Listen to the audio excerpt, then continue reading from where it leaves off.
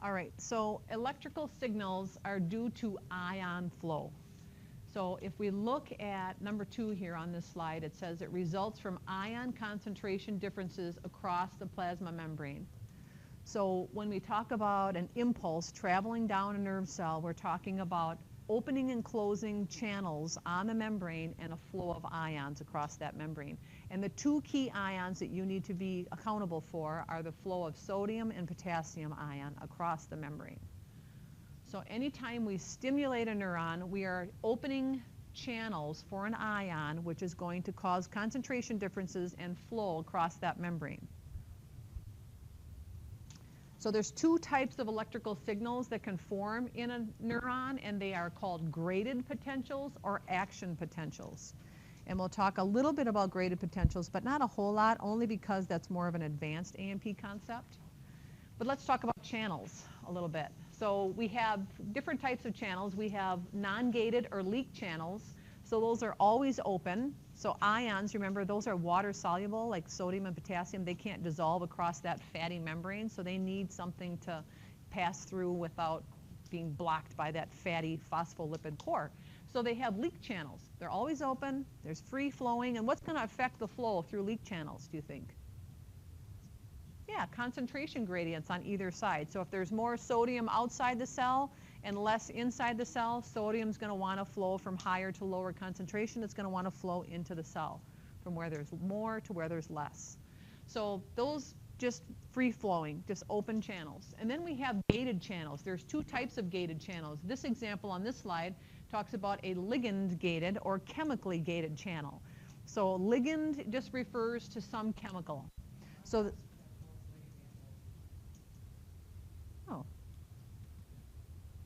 Oh, my lovely animations, yes. Oh, I don't like animations. Let's see. Animations. It's not showing up on here. Where is it? Oh, there it is. Okay, thank you. Get rid of those nasty. Oh, I can't. Oh, there we go. Okay. All right. Thank you for pointing that out. All right, so we have ligand gated and voltage gated. So the one in this example on this slide is ligand gated. So you can see the little beads, the little orange and yellow beads represent a chemical, and it has to bind to that channel to open up the door of that channel and let that ion, and the ion is shown as in pink. So let's just assume the ion is sodium. So sodium wants to get into the channel, and you can see it's labeled that anyway, wants to get through that channel, but it's closed unless what chemical binds to it?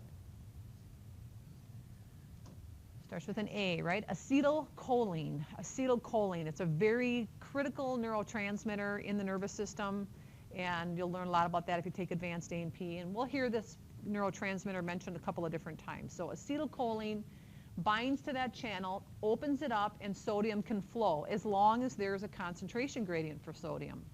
So in this case, it flows in.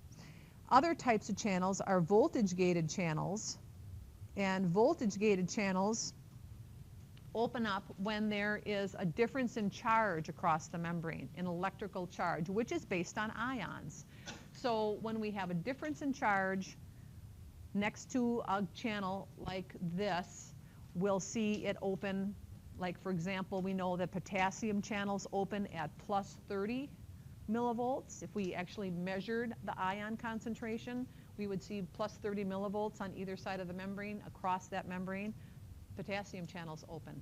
Sodium channels open at negative 55 to 60 millivolts. So some ion channels differ in what triggers their opening. So it depends on the voltage. So when you talk about voltage, people get a little confused about that, but think about a battery that you put in your device at home. The reason that electrons flow from point to point in that battery and operate your device so you don't have to plug it in the wall is because of the ions. They have salts in there, chemical pastes inside that battery that cause a flow of electricity. And it's ions present in that battery that cause electricity to flow. So when you think ions, think electricity, okay? So those are voltage-gated channels. So it's not a chemical that has to bind to the channel, it's just a charge difference across the membrane that causes those to open. So if we look at a typical nerve cell, there's 3 players that develop what we call resting membrane potential, which means neurons are hanging out with a charge difference across their membrane because of a couple of things. One is there's leak channels for sodium and potassium. So on this slide, we can see there's a leak channel shown for potassium. See, it's purple there? Can you see there's nothing closing it on either side, so that would make it a leak channel? So potassium is just flowing, doing its thing, depending on the concentration gradient. We'll talk more about that in a minute. And then we have the pink one. What type of channel is that, based on looking at it? What? What type of? Yeah, ligand-gated, because we can see the little spaces on the top there of the pink for where acetylcholine would bind. And then we have a non-gated chloride channel. Again, always open. That's what type of channel would that be? A leak channel. All right, and then we have other things inside the cell. We have negatively charged proteins. That can create a negative charge inside the cell, because can those proteins fit through those channels, do you think? No. Proteins typically have to leave by endocytosis, or I'm sorry, exocytosis, you know, by pinching off a vesicle and releasing it that way. It can't fit through those tiny ion channels. So negatively charged proteins are pretty much stuck inside the cell.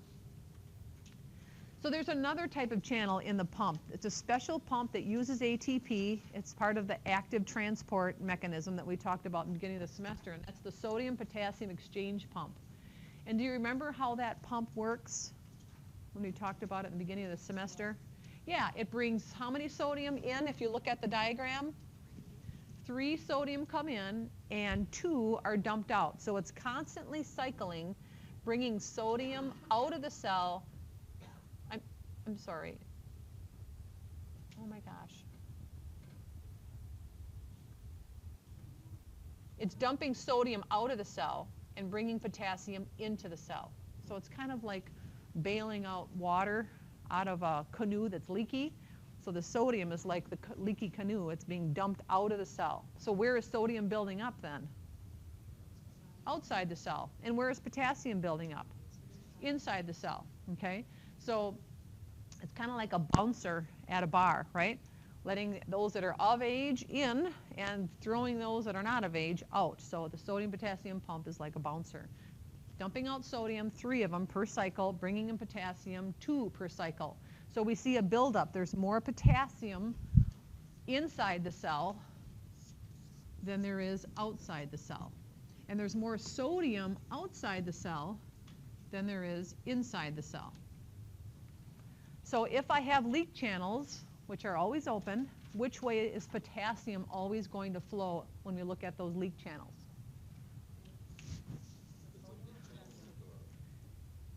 Remember, it's going to flow from high concentration to low concentration. So where do we just say there's a higher concentration of potassium? Inside. So it's going to want to flow out. And sodium is through a leak channel is going to want to flow in. So there's leak channels that we just see this free flowing of sodium and potassium. Then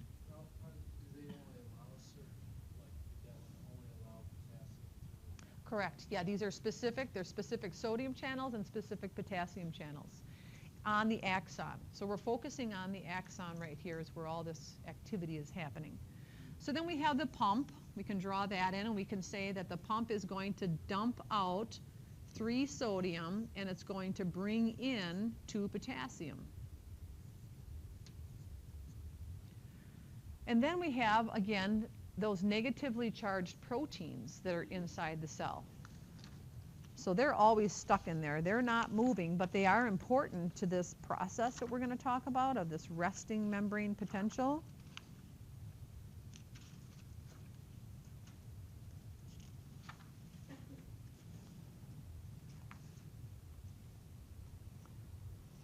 So in general, though, even though we see a little bit of movement of the ions, the inside and outside fluid is neutral because we have equal amounts of positive and negative ion. For example, in the extracellular fluid, I've got 155 ions, positively charged ions, and I have 155 negatively charged ions as far as concentration. MEq per liter is the concentration. So wouldn't you say that would be neutral outside the cell?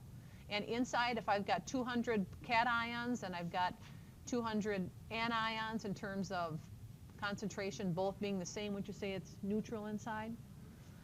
But just on the inner side of each membrane, we see a slight difference.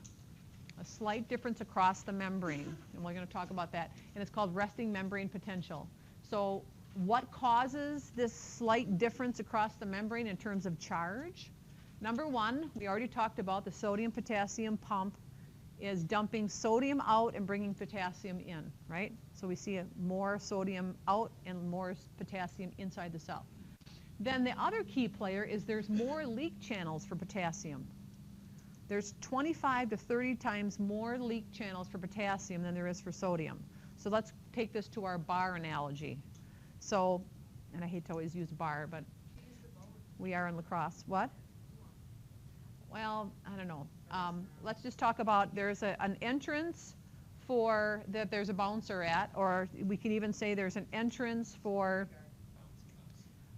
there's an entrance for, say it's ladies' night or a concert, men's bathrooms versus women's bathrooms, right? So there's a difference in the number, right, of stalls oftentimes versus urinals for the guys. For the women, there's usually less stalls, there's stalls and urinals for guys, right? So if they have to go pee, they've got a lot of opportunities to choose from, where women have just the stalls. So think of that in terms of potassium and sodium leak channels. If there's more channels for potassium, you're going to see more flow of positive ion in what direction? Out of the cell or into the cell? Out of the cell, because there's more leak channels for potassium.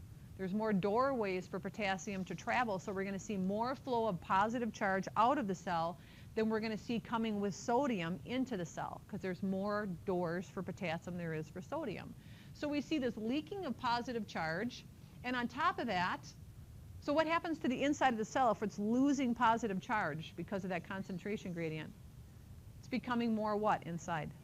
More negative inside. And those negative proteins that are trapped in there are going to make it even more negative inside. So if we look at these just on the inside of the plasma membrane compared to the outside of a neuron, we see that it's negative inside the cell at a level of negative 70 millivolts. And that's when the cell's just hanging out and resting. Now, what would happen if my sodium-potassium pump stopped cycling?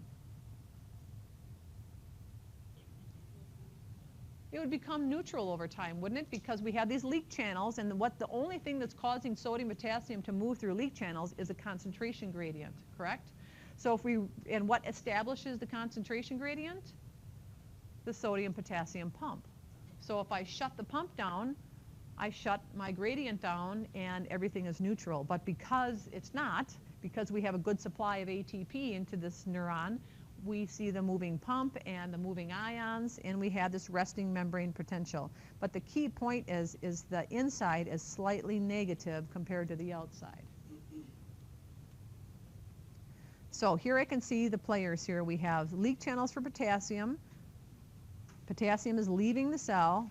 We have negatively charged proteins here, which have a negative sign associated with the A negative. So we see a slightly negative inside compared to the outside because of that. We call that resting membrane potential. But we want to change that resting membrane potential. So we want to make this membrane excitable. And there's only two cells. All cells have a resting membrane potential, but there's only two cells that can change that value of their resting membrane potential. So the two cells that can change the membrane potential are nerve cells and muscle cells. Notice their resting potential is a little different. So nerve cells sit around at negative 70. Muscle cells sit around at negative 85. Right, so to change the potential of a nerve or muscle cell, we have a couple of options to change this negative 70. So we have this negative 70 that's established by the sodium-potassium pump, the leak channels, the protein anions stuck in there, and that's it. So we can stimulate it.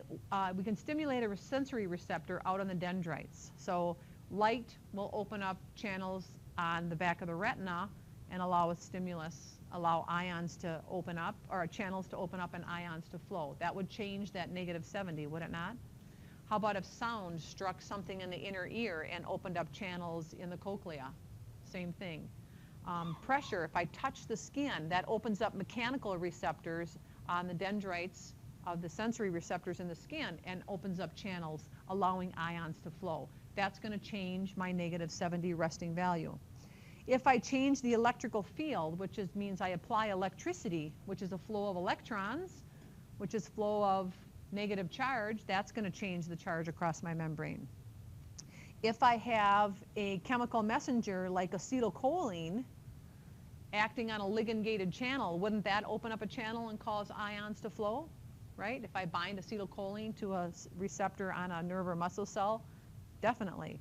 Or if the sodium-potassium pump is not working correctly, wouldn't that change concentrations of these ions, which would change my membrane potential? So if I open up a channel that allows positive charge to flow into the cell, we call that a depolarization, because I'm taking the inside of my cell and making it less polarized. Polarized means we have a difference in charge across the membrane. It's negative inside, positive outside, but if I open up a channel to allow positive in, wouldn't it be less negative inside then if I bring a bunch of positives? So that's called a depolarization. It's less negative inside the cell or more positive inside the cell. So in my graph that you did maybe for one of those worksheets online, the graph starts to rise, doesn't it? Because it's becoming more positive inside the cell. So that's a depolarization. And a repolarization is when I become more negative inside the cell. For example, if I open up a voltage-gated channel for potassium and potassium starts to flow out of the cell, wouldn't that make it more negative inside the cell? So we call that a repolarization, whenever the inside is becoming more negative again. So maybe you want to draw an arrow here to remind you what direction these are flowing, right? They're flowing out of the cell. We're losing positive charge. And in the previous diagram, make sure you draw a nice big fat arrow. We're gaining positive charge. So the flow is in this direction into the cell. So we're going this way. So draw an arrow coming in. And for this, the arrow is going out of the cell. So it's coming from the bottom and pointing upward. So it's becoming more negative inside the cell. So anytime we open up a channel, depending what the ion is, if it's negative, then it's going to create more negativity in that space where it's traveling to. And hyperpolarization just means that it's more negative. So it's a lot like repolarization, except it's becoming more negative than what the resting potential is. So if the resting potential is here at -70, if it's going even more negative, like if I let in extra chloride ion, or if I or if I opened up extra channels for potassium, that would cause it to be even more negative inside. And again, depolarization just means it's going upward, becoming more positive inside. Anytime I bring positive ions like sodium or calcium into the cell, it's going to be more positive. Or if I block the flow of potassium out of the cell, because if I prevent the loss of this positive ion, that's going to make it more positive inside. So these are just terms that you need to know. And if I look at this special impulse that's created on the axon, specifically called the axon hillock. The axon hillock is that juncture, that junction between the cell body and the axon, right where they come together there. That's called the axon hillock. We see a large concentration of voltage-gated sodium channels there that start this special impulse, which we call the action potential. So -70 is resting membrane potential. So you could label that if you wanted. That's where it's just hanging out. Then some stimulus occurred at the dendrites that brought this up because there's a flow of some positive ion into the cell. So something happened at the membrane that caused a flow of positive ion into the cell that caused it to rise upward. And then if we have enough positive flow where it reaches a point we call threshold, then we see all these voltage-gated channels in a specific spot on the membrane flipping open, and we see this rapid flow of sodium in. And then that channel closes, potassium, voltage-gated potassium channels open, and we see a rapid flow of potassium out of the cell. It becomes more negative again, and then it dips down even below resting, which we said again was hyperpolarization, which becomes really negative. And then the sodium-potassium pump cleans things up, and we're back to resting again. So let's break this apart into more detail here. Sorry?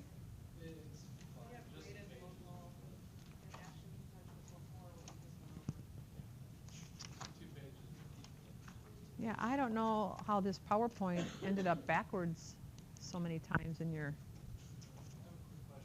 PowerPoint. Yeah. Graded potentials and depolarizations, is every graded potential depolarized? It depends. There's exceptions. We're going to use kind of the general rule that typically when we stimulate a receptor, it causes a graded potential, a depolarization due to flow of sodium. But there's some sensory receptors that actually cause a hyperpolarization, but that's in the special senses chapter, and we don't spend a lot of time in the special senses chapter. So we're going to talk about the general way that stimulation occurs, which is we poke this pencil on the surface of the skin, in this example. That opens up mechanoreceptors in the skin, which open up and allow sodium to flow in from the interstitial fluid. As that sodium flows in, what's happening to the inside of the cell?